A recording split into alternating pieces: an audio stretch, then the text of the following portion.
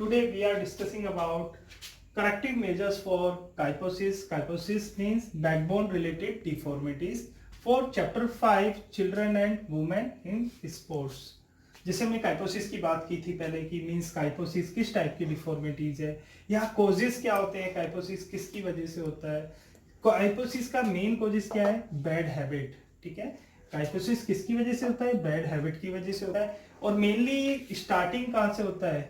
ये mainly starting student life से होता है, क्योंकि बहुत से स्टूडेंट हैं वो बैकबोन स्टेट करके स्टडी नहीं करते हैं, या जो भी उनकी पढ़ाई है वो बैकबोन स्टेट नहीं कर पाते। जैसा मैंने पहले भी बताया है कि आप में और बुक में कितना डिफरेंस होना चाहिए? 30 सेंटीमीटर का डिफरेंस होना चाहिए। मींस आपकी पोजीशन फॉरवर्ड डाउन नहीं होनी चाहिए, आपकी जो अपर बॉडी है वो फॉरवर्ड बेंड नहीं होनी चाहिए। चलिए बात करते हैं करेक्टिव मेजर्स की। फर्स्ट पॉइंट आपका lie on the back, means lie down position है आपकी बैक ग्राउंड या सरफेस से टच होगी यहाँ पर। ठीक है, आगे चलते हैं। Supine position with knees drawn up and feet flat on the ground.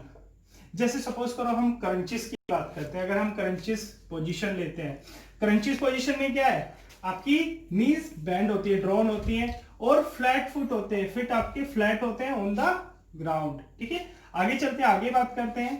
ठीक है, both hands should be at side. ठीक है, आपके जो दोनों हाथ होंगे वो साइडवेज में होंगे। ठीक है, फिर है then move your hands sideways. आपको क्या करना है? जो आपके आर्म्स साइडवेज हैं वो मूव करने इन हॉरिजॉन्टल पोजीशन। ठीक है, देखिए पाम का फेस कहां होगा? आपके जो पाम का फेस है वो अपवर्ड की तरफ होगा। ये पाम फेस आपका अपवर्ड रहेगा। ठीक है, जो पाम के फेस रहेगा वो अपवर्ड रहेगा, डाउनवर्ड नहीं रहेगा। ठीक है, ठीक है। नेक्स्ट आता है आपका रेज योर आर्म्स अपवर्ड। ठीक है, over the head, palms still facing upward, hold it for some time. चलिए मैं प्रैक्टिकली एक बार करके दिखाता हूं आपको, लाई डाउन पोजीशन में नहीं पर उसकी तरह एक्शन करके दिखा सकता हूं। सबसे पहले हमें क्या करना है? सुपाइन पोजीशन में आपको लाई डाउन होना है। ठीक है, नीज ड्रॉन करनी है। ठीक है, जूम करके दिखा रहा हूं मैं। ठीक है, उसके बाद में फ्लैट फुट होना चाहिए, आपके जो फिट है वो फ्लैट होने चाहिए ग्राउंड की तरफ। ठीक है, okay. Both hands should be at sides, means दोनों हाथ आपके साइड में रहेंगे, बट साइड में कौन सी पोजीशन में रहेंगे? हॉरिजॉन्टल पोजीशन में रहेंगे। देखिए टू टाइप की पोजीशन होती है, एक वर्टिकल पोजीशन जो हम अटेंशन पोजीशन में खड़े होते हैं लाइक दिस। ठीक है, सेकंड है आपका हॉरिजॉन्टल पोजीशन में मींस साइडवेज होंगे, ऐसे हाथ होंगे। ठीक है, अब इसमें क्या करना है? देखिए जो मेन कॉजेज है या काइफोसिस में मेन प्रॉब्लम क्या होती है? आपके शोल्डर आगे की तरफ डाउन हो जाते हैं। ठीक है, अपर बॉडी आगे की तरफ डाउन हो जाती है। तो क्या करना है? जब हम हॉरिजॉन्टल पोजीशन में अपने आर्म्स रखेंगे, साइडवेज आर्म्स रखेंगे, तो क्या कर रहे हैं? हम इन्हें साइडवेज रोटेट कर रहे हैं, तो इनसे क्या है? शोल्डर रोटेशन हो रही है। फिर उसके बाद में क्या पोजीशन आती है? देखिए अब क्या करना है हमें? Palms should be faced upward रहेंगे, but raise your arms upward over the head. अब क्या है? हाथों को आपके सर से ऊपर लेके जाना है, लाई डाउन पोजीशन में ही हाथों को अपने सर के ऊपर इस तरह लेके जाना है। तो इससे क्या इफेक्ट कहां पड़ रहा है? आपके शोल्डर्स पे इफेक्ट पड़ रहा है, या जो अपर लिम्स या मैं बैकबोन की बात करूं जो आगे की तरफ बेंड हो गई है वो अपनी करेक्ट पोजीशन में आ जाएगी। ठीक है, फिर बात करते हैं इसे क्या करना है। अगर हम ऊपर हेड, अपने हाथों को हेड से ऊपर लेके जा रहे हैं तो कुछ टाइम होल्ड करना है। क्या करना है? होल्ड करना है, इसी पोजीशन में हमें होल्ड करना है। ठीक है, चलिए सेकंड आता है। सेकंड पोजीशन या सेकंड करेक्टिव मेजर्स क्या है? Lie down in the prone position. देखिए दोनों में डिफरेंस समझना चाहिए आपको। पहला क्या था हमारा? सुपाइन पोजीशन मींस आपकी बैकबोन सरफेस से टच हो रही है। प्रोन पोजीशन मींस आपकी एब्डोमेन या चेस्ट सरफेस से टच हो रही है। ओके, अब आगे आते हैं। On the chest with hands on your hips. यहां हैंड्स की पोजीशन कहां रहेगी आपकी? ठीक है, आपकी हैंड्स की पोजीशन हिप्स पे रहेगी। After that raise your head और trunk several inches from the ground। अभी क्या आपने खूब सारे एक्सरसाइज देखी, जैसे एब्डोमेन की एक्सरसाइज है, उसमें क्या है, हम अपर बॉडी और लोअर बॉडी को अप करते हैं, मींस अपनी बॉडी का एक आर्च बनाते हैं, ठीक है, अपनी बॉडी का एक आर्च बना रहे हैं, ऐसे आर्च बनाते हैं, ठीक है। इसमें क्या है, ट्रंक आपकी टच होती है सरफेस से, बट ये क्या है, अपर बॉडी ऊपर की तरफ जाती है, इधर मैं लोअर बॉडी की बात करूं, लेग्स भी ऊपर की तरफ जाते हैं, बॉडी का आर्च बना रहे हैं। आपकी बॉडी का जो है वो सेमी सर्कल बन जाता है, मीन्स आपकी बॉडी किस पोजीशन में आती है, सेमी सर्कल पोजीशन में आती है। जब सेमी सर्कल पोजीशन में आती है तो जो ये डिफॉर्मिटीज है, डिफॉर्मिटीज में क्या है, अपर बॉडी आपकी फॉरवर्ड बैंड हो जाती है, तो ये बॉडी जो आपकी फॉरवर्ड बैंड होती है ये पीछे की तरफ जाती है, बैकवर्ड शोल्डर की तरफ जाती है, मीन्स आपके शोल्डर पीछे की तरफ जाते हैं, ठीक है। आगे चलते हैं, your chin should be in during this exercise, hold this position for some time. देखिए ये पोजीशन हमें होल्ड रखनी है, ये आप पे डिपेंड करती है कि आप कितने सेकंड होल्ड कर सकते हैं। जरूरी नहीं है कि आप स्टार्टिंग में 1 मिनट या 30 सेकंड होल्ड करें, स्टार्टिंग में आप 5 सेकंड 10 सेकंड से स्टार्ट कर सकते हैं एक्सरसाइज, क्योंकि प्रैक्टिस के साथ होती है ये एक्सरसाइज, ऐसा नहीं है कि आप डायरेक्ट जाओ और करने लगो, क्योंकि इसमें क्या होता है, मसल्स क्रैम्प होने के भी चांसेस रहते हैं, या बैकबोन में और प्रॉब्लम होने के भी चांसेस हो जाते हैं, ठीक है। आगे चलते हैं हम, then come back to previous position, जो हमारी स्टार्टिंग पोजीशन थी, जैसे हमने बात की थी, स्टार्टिंग पोजीशन क्या थी आपकी, lie down in the prone position. Prone position में दोबारा बताता हूँ, प्रोन पोजीशन में आपकी एब्डोमेन सरफेस से या ग्राउंड से टच होती है, मींस आप एब्डोमेन की तरफ से या चेस्ट की तरफ से लाई डाउन होते हैं, ठीक है। चलिए और क्या कर सकते हैं हम करेक्टिव करने के लिए काइपोसिस को, ठीक है, सिंपल एक्सरसाइज है। अगर हमने देखा होगा, हम बैकवर्ड स्ट्रेचिंग करते हैं, ठीक है, मैं अभी दिखाता हूँ बैकवर्ड स्ट्रेचिंग। जैसे बैकवर्ड स्ट्रेचिंग मींस सबसे पहले हम अपने हैंड रेस करते हैं, ठीक है, रेस करने के बाद में जब आपके हैंड अबव हेड हो जाते हैं, उसके बाद में अपनी बॉडी को बैकवर्ड बेंड करते हैं। इससे क्या होता है, बैकवर्ड बेंड करने से क्या हो रहा है, जो आपकी बॉडी फॉरवर्ड बेंड हुई थी, या जो आपकी बैकबोन फॉरवर्ड बेंड हो रही थी पहले, वो बैकवर्ड जाने लगेगी, ठीक है।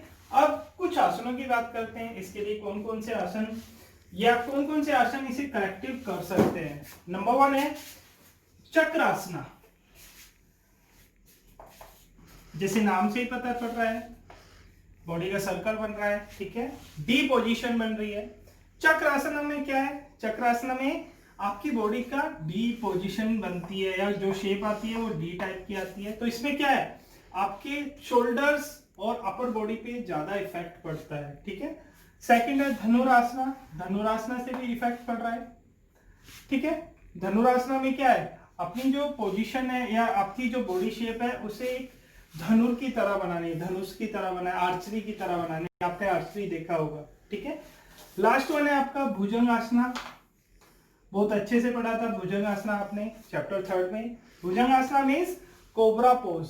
देखिए भुजंगासना में क्या है, भुजंगासना की जो पोजीशन लेते हैं तो आपकी ये पोजीशन बैकवर्ड जाती है, मींस अपर हेड आपका बैकवर्ड की तरफ जाता है, जैसे कोबरा पोज होती है, ठीक है, शोल्डर भी बैक जाते हैं, ठीक है। ये दोनों ये दोनों हमने करेक्टिव मेजर्स बताए, और भी करेक्टिव मेजर्स हो सकते हैं इसके लिए, ठीक है।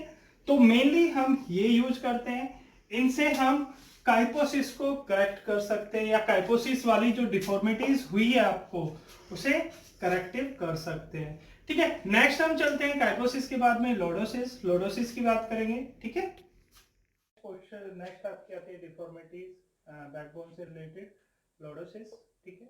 सबसे पहले मैं जूम करके दिखा देता हूँ कि करेक्टिव मेजर्स क्या क्या होंगे, ठीक है। थोड़ा जूम आउट करके दिखा रहा हूँ जिससे आपको अच्छे से समझ में आए, ठीक है। चलिए अब बात करते हैं करेक्टिव मेजर्स फॉर लॉर्डोसिस। जैसे आपको पता है लॉर्डोसिस में क्या प्रॉब्लम होती है, जो आपकी बैकबोन है वो लोअर लिम्ब से, जैसे बैकबोन की बात करूं मैं, ये बैकबोन ऐसे होती है स्ट्रेट, ठीक है, यहाँ से छोटा सा कर्व होता है, पर लॉर्डोसिस में क्या होता है, ये कर्व ज्यादा हो जाता है, ठीक है, ये इनवर्ड हो जाती है। कहाँ से होती है इनवर्ड, लंबर रीजन से होती है, ठीक है, लंबर रीजन से होती है। मींस जो ओबेस पर्सन होते हैं, जैसे हमने उस दिन बात की थी कॉजेस की बात की थी, जो ओबेस पर्सन होते हैं उनकी जो एब्डोमेन मसल है उसका साइज इंक्रीज हो जाता है। और मैं यहाँ की मसल्स की बात करूं, बैकबोन की मसल्स की बात करूं, इसका साइज शॉर्टर हो जाता है। ठीक है, तो सबसे मेनली किसको होती है, जो ओबेस पर्सन होते हैं उनको ये ज्यादा प्रॉब्लम होती है लॉर्डोसिस वाली। चलिए अब बात करते हैं क्या क्या कर सकते हैं जिससे हम लॉर्डोसिस को करेक्ट कर सकते हैं, या करेक्टिव मेजर्स क्या क्या होते हैं हमारे। ठीक है, पहले बात करते हैं हम परफॉर्म हल आसना। फर्स्ट वन आपका है हल आसना।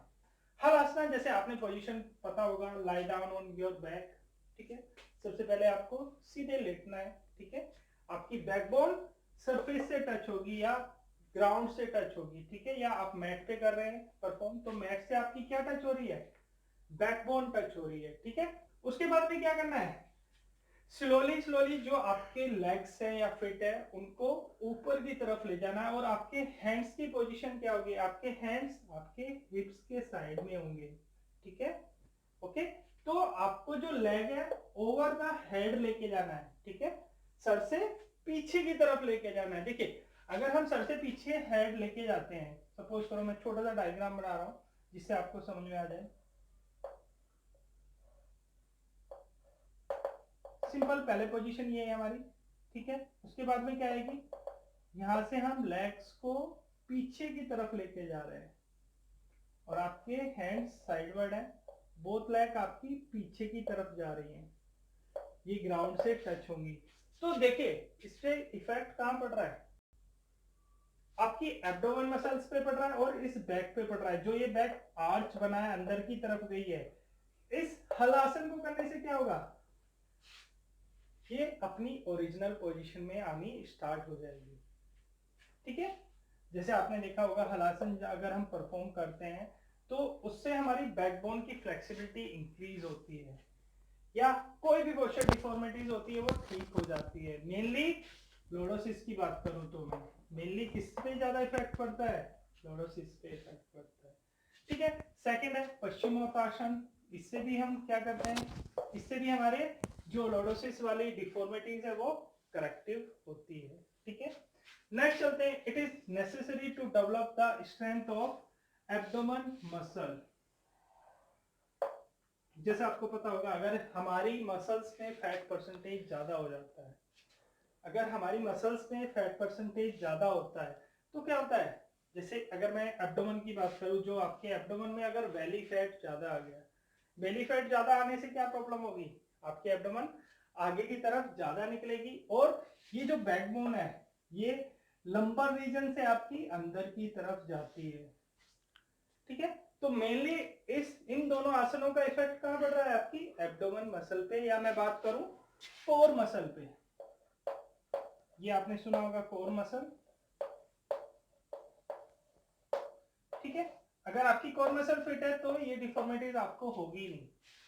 अगर एब्डोमेन मसल में फैट ज्यादा है तो ये डिफॉर्मिटीज होने के चांसेस ज्यादा रहते हैं, क्योंकि क्या होता है एब्डोमेन मसल्स का अगर साइज इंक्रीज होने लगेगा, मीन्स आप जब ओबेस हो जाते हैं या कोई भी पर्सन अगर ओबेस हो जाता है तो उसकी जो एब्डोमेन मसल है वो लार्ज होने लगती है। ठीक है, और बैकबोन वाली मसल शॉर्टर होने लगती है।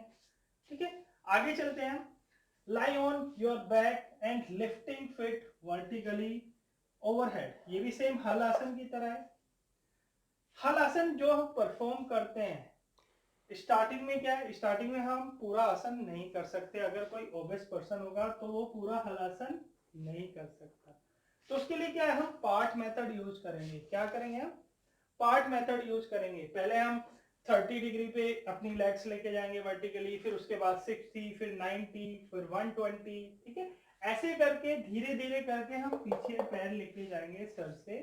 ठीक है, तो क्या बेनिफिट मिलेगा, धीरे धीरे जो आपकी बैकबोन अंदर की तरफ गई है वो धीरे धीरे बाहर की तरफ आना स्टार्ट हो जाएगी। समझ में आ रहा होगा अच्छे से, और जो कंटेंट लिखा हुआ है वो भी अच्छे से आपको समझ में आ रहा होगा। ठीक है, पूरा जूम करके दिखाया जा रहा है। ठीक है, यहाँ से नोट्स बना सकते हैं इजिली आप। ठीक है, नेक्स्ट है आपका exercise should be undertaken to control position of pelvic. देखिए, ये जो पोजीशन होती है इसमें सबसे बड़ी प्रॉब्लम क्या होती है, अगर ये पोजीशन हम जर्की मूवमेंट में करते हैं, अगर ये पोजीशन हम जर्की मूवमेंट में करते हैं, आपने कोई भी एक्सरसाइज देखी होगी, अगर हम जर्की मूवमेंट में एक्सरसाइज करते हैं, कोई भी योगा आसन हम जर्की मूवमेंट में करते हैं, तो हमें उससे मींस डिसएडवांटेज ज्यादा मिलते हैं, एडवांटेज कम मिलेंगे। क्या चांसेस होंगे उसमें? देखिए, मसल्स क्रैम्प होने के चांसेस रहेंगे। वैसे आपको पता होगा, अगर हम कोई भी योगासन या गेम परफॉर्म करते हैं, जैसे हमारा कोई मैच है या हम प्रैक्टिस भी करते हैं, तो उससे पहले वार्मिंग अप करते हैं। उससे पहले क्या करते हैं हम? वार्मिंग अप करते हैं। क्यों करते हैं? मसल्स को एक्टिव करने के लिए। अगर सिंपली मैं बैठा हूं और बैठ के जाके डायरेक्ट ग्राउंड में कोई भी गेम या कोई भी स्किल करने की कोशिश करता हूं और एकदम मूवमेंट करता हूं, तो क्या होगा? मेरी मसल्स पे इफेक्ट ज्यादा पड़ेगा और मसल्स क्रैम्प होने के चांसेस ज्यादा रहेंगे। फॉर एग्जाम्पल मैं बात करूं, अगर हैंडबॉल की बात करूं मैं, ठीक है, हैंडबॉल में मैंने कोई एक्सरसाइज नहीं की है, कोई वार्म अप नहीं किया है, और डायरेक्ट जाते ही मैं पेनल्टी शूट या जंप शूट ट्राई करता हूं, तो मेरी शोल्डर मसल्स पे इफेक्ट पड़ेगा। ठीक है, आगे चलते हैं। नेक्स्ट है sitting on a chair table, bringing the head nose close to knees. ये भी अच्छी एक्सरसाइज है। जैसे हम कुछ एक्सरसाइज, जनरल एक्सरसाइज ऐसी करते हैं जिससे आपको जो पोस्चर डिफॉर्मिटीज है वो ठीक हो जाए। हम असेंबली में एक्सरसाइज करते हैं, जैसे एक सिंपल एक्सरसाइज करते हैं हम, टो टच एक्सरसाइज। सबसे पहले क्या करते हैं? हम हैंड्स अप कराते हैं आपके, उसके बाद टो टच कराते हैं विदाउट नी बेंडिंग। क्या करते हैं हम? Without knee bending to touch करते हैं। तो देखिए उससे क्या इफेक्ट पड़ रहा है? जो ओबेस पर्सन होंगे उन्हें ज्यादा इफेक्ट पड़ता है। आपने ओबेस पर्सन देखे होंगे, अगर इस टाइप की एक्सरसाइज करते हैं तो उनकी एब्डोमेन में जो फैट है वो उन्हें करने के लिए मींस उनमें एक ब्रेकर का काम करता है, रोकता है। ठीक है, ठीक है, हडल्स का काम करता है, उन्हें रोकने की कोशिश करता है, पर धीरे धीरे वो उस एक्सरसाइज को अगर कंटिन्यू करते हैं तो वो कर लेते हैं। ठीक है, नी बेंड नहीं करते। इस पोजीशन में क्या, चेयर पे बैठना है, टेबल पे बैठना है, क्या करना है? हेड और नोज को आपको किसके क्लोज लेके जाना है? नीज के क्लोज लेके जाना है। तो नीज के क्लोज लेके जाएंगे तो क्या इफेक्ट पड़ेगा? आपकी बैकबोन जो अंदर की तरफ जा रही है वो बाहर की तरफ या करेक्ट होना स्टार्ट हो जाएगी। ठीक है, नेक्स्ट है डू सिटअप्स स्लोली। सिटअप्स सबको आती हैं, सिटअप्स करनी है बट स्लोली करनी है, ज्यादा फास्ट फेस में नहीं करनी है। ठीक है, स्लोली सिटअप्स करने से क्या है, जो आपकी एब्डोमेन में बेली फैट है वो धीरे धीरे कम होगा। जो आपका, देखिए एक नेचुरल बात है, अगर आपका बेली फैट कम हो जाता है तो ये जो बैकबोन अंदर की तरफ जा रही है ये खुद बाहर आना स्टार्ट हो जाती है। ठीक है, दोबारा मैं एक बार बता देता हूं। सबसे पहले हमने हलासन की बात की है, फिर पश्चिमोत्तासन की बात की है, फिर एक एक्सरसाइज जो मैंने बताई है टो टच एक्सरसाइज है उसकी बात करिए। सिंपली हम अपर बॉडी, इसके लिए हम और भी यूज कर सकते हैं, जैसे क्रंचेस यूज कर सकते हैं, नी बेंड करके क्रंचेस यूज कर सकते हैं। चलिए, अब लास्ट वन रहा स्कोलोसिस, जिसमें सी शेप या एस शेप बनती है, अब उसकी बात करेंगे। लास्ट वन है जो बैकबोन से रिलेटेड आपकी डिफॉर्मिटीज है। ठीक है, corrective measures for scoliosis. Scoliosis means जब आपकी बैकबोन सी शेप या एस शेप में आ जाती है। ठीक है, आपकी बैकबोन सी शेप या एस शेप में आ जाती है। जैसे हमने अदर डिफॉर्मिटीज में पढ़ा था, जैसे मैं काइपोसिस की बात करूं कि अपर बॉडी या अपर बैकबोन में प्रॉब्लम आती है, या लोडोसिस में लंबर रीजन में प्रॉब्लम आती है। बट स्कोलोसिस में क्या है, लिटिलर जो आपकी बॉडी का या बैकबोन का मिड पार्ट आता है उसमें प्रॉब्लम आती है। ठीक है, ये आपकी राइट साइड भी बेंड हो सकती है, ठीक है, और लेफ्ट भी, राइट साइड भी बेंड हो सकती है और लेफ्ट भी हो सकती है। जैसे हमने पहले प्रीवियस क्लासेस में पढ़ा था कि कॉजेस क्या होंगे स्कोलोसिस के। ठीक है, अगर आप हैवी वेट कैरी करते हैं वन शोल्डर पे, ठीक है, तो क्या होता है, वो शोल्डर डाउन हो जाता है, या कुछ पर्सन को हैबिट होती है कि शोल्डर डाउन करके चलने की, तो वो उस हैबिट की वजह से भी स्कोलोसिस हो सकता है।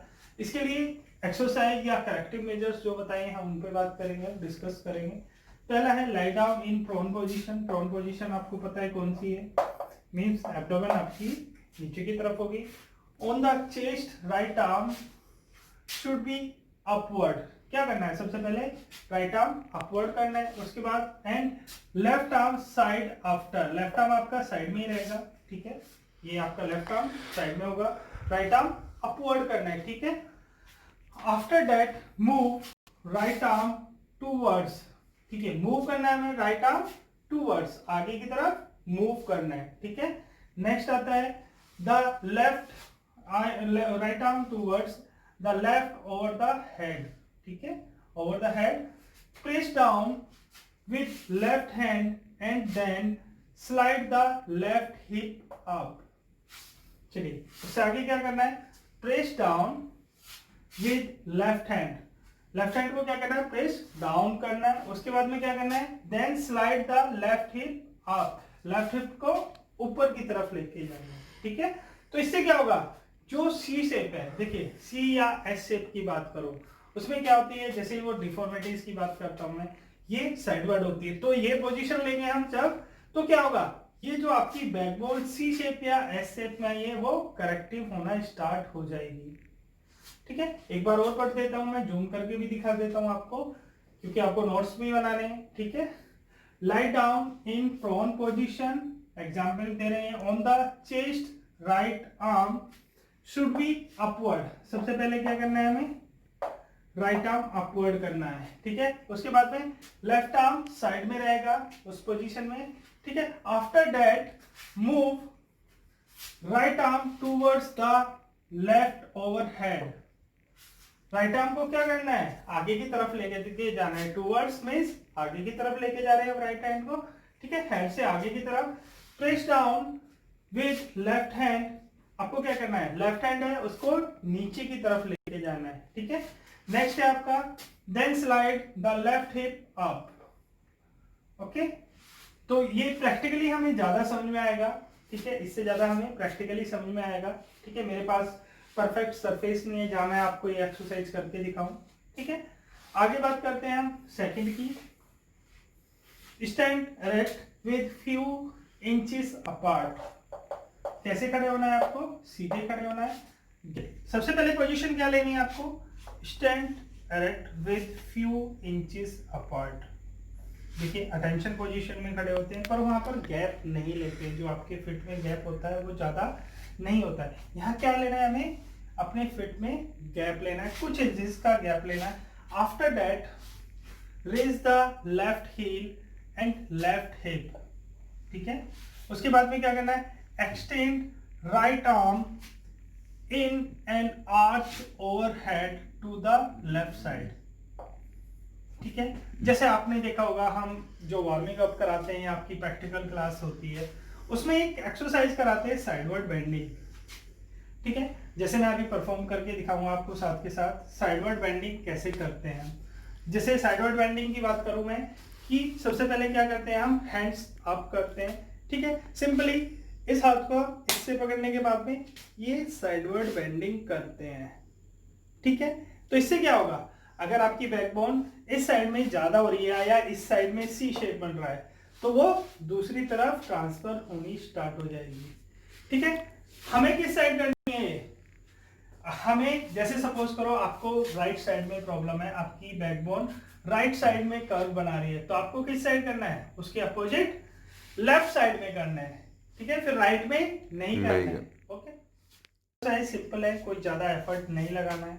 क्या करना है, हमें साइडवर्ड बेंडिंग करनी है, ठीक है। साइडवर्ड बेंडिंग हम दूसरे मेथड से भी कर सकते हैं, कोई क्लॉथ लेके या कोई रोड लेके उससे भी कर सकते हैं, ठीक है। क्या करना है, क्लॉथ लेके ऐसे अगर क्लॉथ हमने दोनों हाथों में कैच किया उसके बाद भी ये साइडवर्ड बेंडिंग हम कर सकते हैं, ठीक है। अगर आपको राइट में प्रॉब्लम है तो कौन सी साइड करनी है, लेफ्ट साइड करनी है। लेफ्ट में प्रॉब्लम है तो किस साइड करनी है, राइट साइड करनी है, ठीक है।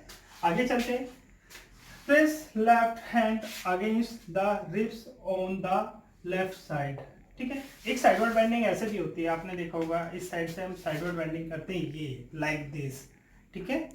इस तरह की भी साइडवर्ड बेंडिंग होती है। आपने एक्सरसाइज की, आपको अच्छे से ध्यान होगा, प्रैक्टिकल में हम इस टाइप की एक्सरसाइज करते रहते थे, ठीक है। ये नॉर्मली हम एक्सरसाइज आपको क्यों कराते हैं, ये एक्सरसाइज क्यों बनाई गई है कि अगर किसी भी स्टूडेंट को ये इस टाइप की कोई भी प्रॉब्लम है तो हम उन्हें करेक्टिव कर सकें, करेक्ट कर सकें, ठीक है। कि आगे जाके उन्हें इस प्रॉब्लम से कोई ज्यादा डिफिकल्टी ना हो। ठीक है, चलिए अब लास्ट वन पढ़ते हैं। लास्ट में क्या है, इसके लिए मैं एक और एक्सरसाइज आपको रिकमेंडेड करता हूं। जैसे आपने सुना होगा त्रिकोण आसन।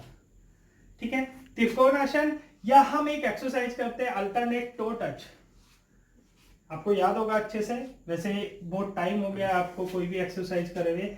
अब जब भी हमारी प्रैक्टिकल क्लास आएगी तो हमने सोचा है कि हम एक एक्सरसाइज का सेटअप तैयार करें और आप सब एक साथ एक्सरसाइज परफॉर्म करें, उसे अपनी डेली लाइफ में इंक्लूड करें कि आपकी डेली लाइफ में कोई ना कोई एक्सरसाइज सेशन होना चाहिए। क्योंकि क्या होता है, एक्सरसाइज करने से क्या होता है, फिजिकली फिट तो होते ही हैं आप, साथ में मेंटली फिट भी होते हैं। ठीक है, चलिए आगे चलते हैं। नेक्स्ट वन क्या है, सॉरी मैं बात कर रहा था अल्टरनेट टो टच की। तो अल्टरनेट टो टच में क्या होता है, अल्टरनेट टो टच में दोनों साइड से स्ट्रेचिंग होती है। ठीक है, अल्टरनेट टो टच से क्या होगा, आपकी बोथ फीट्स ओपन होती हैं। ठीक है, तो क्या होगा, जो सी शेप बनी है या एस शेप बनी है वो करेक्टिव होनी स्टार्ट हो जाती है। ठीक है, लास्ट पॉइंट पढ़ते हैं। लास्ट पॉइंट क्या है इसका, corrective measures. Stand in the erect position with feet several inches apart. Keep left hand's fingertips on the left shoulder. ठीक है, क्या करना है, सबसे पहले क्या करना है हमें, stand in the erect position with feet several inches apart। इसमें भी क्या करना है, थोड़ा गैप देना है आपको। ठीक है, उसके बाद में क्या करना है, keep left hands finger tips on the left shoulder. Suppose करो ये मेरा लेफ्ट हैंड है, लेफ्ट हैंड के टिप्स और फिंगर आपकी लेफ्ट शोल्डर पे है। ठीक है, उसके बाद में क्या करते हैं, and bend the upper body on the right side. ठीक है, ये मेरी लेफ्ट हैंड है। चलिए वन बाय वन पोजीशन करने हैं। सबसे पहले एरेक्ट पोजीशन में खड़ा होना है, कुछ इंचेस का गैप देना है आपको लेग्स में। उसके बाद में क्या करा इन्होंने, लेफ्ट टिप्स या फिंगर्स की बात करिए जो आपके शोल्डर में है।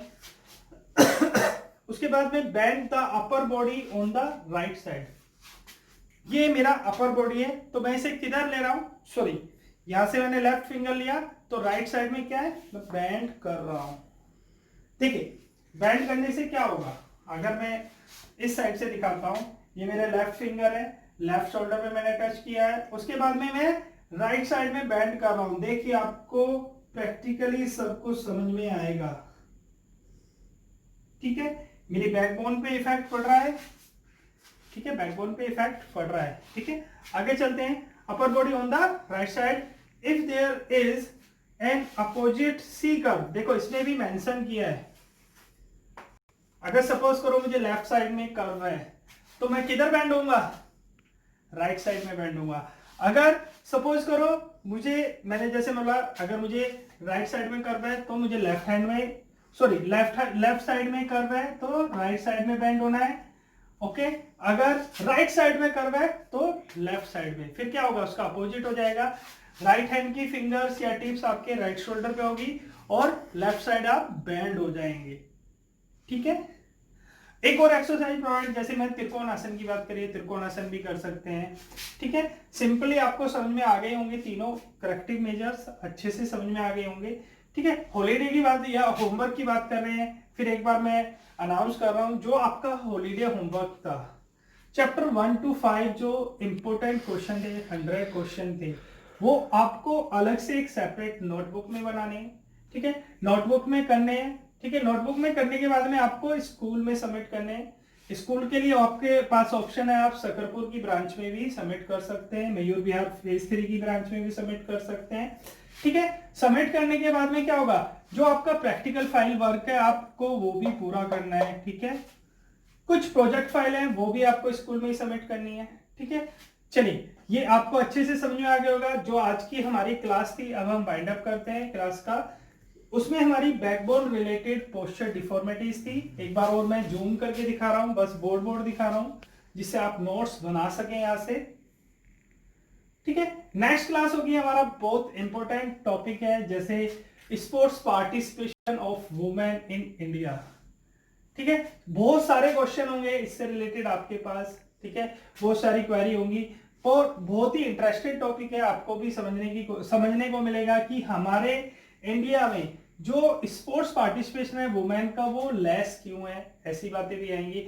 या और क्या कॉजेज होते हैं या और क्या रीजन होते हैं जिससे वुमेन्स स्पोर्ट्स में ज्यादा पार्टिसिपेट नहीं करते। ठीक है, ओके ये आज की क्लास यही ओवर करते हैं। हम नेक्स्ट क्लास में हम स्पोर्ट्स पार्टिसिपेशन ऑफ वुमेन पढ़ेंगे। ठीक है।